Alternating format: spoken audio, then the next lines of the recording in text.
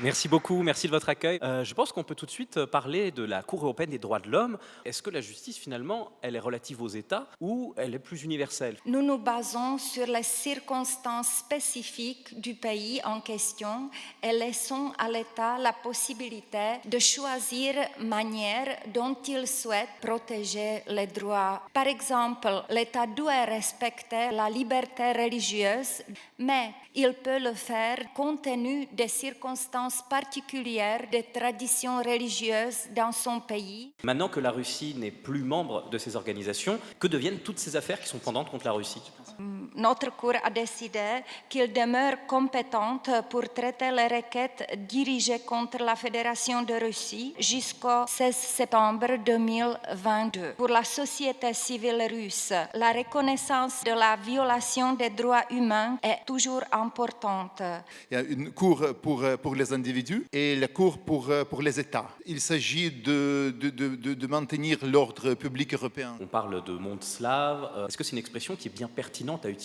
Ça existe comme une nation culturelle, pas politique. Il a été avancé par exemple par l'intellectuel tchèque au sein de l'Empire Autriche-Hongrie et aussi par les Ukrainiens dans l'Empire russe. Pour être traités comme les autres nations slaves, leur avenir réside dans les confédérations offertes par l'Union européenne. Mais il y a eu aussi des intellectuels proches de la Russie. Toujours le débat et on a voté pour le président qui est un grand ami d'Ukraine. On peut peut-être prendre le temps de traiter d'un cas ukrainien. En France, généralement, notre nom de famille, notre patronyme, vient de notre père. En Ukraine, ce fonctionnement-là, en fait, c'est une tradition russe. Comment ça se fait que cette question est venue jusqu'à la Cour européenne des droits de l'homme? La Cour a décidé que les autorités, elles, n'ont pas rempli leur obligation positive de garantir le droit de la requérante. Et l'Ukraine a changé le code civil pour exécuter cet arrêt. Du coup, je pense qu'il serait important de nous parler de certaines figures des droits de l'homme de vos pays respectifs. C'est Jan Hus, c'est un théologien universitaire et réformateur religieux tchèque en tournant de 14e et 15e siècle. Il est considéré comme un précurseur du protestantisme. Il était condamné par l'Église catholique pour hérésie, puis il était mort sur le bûcher lors du concile de Constance.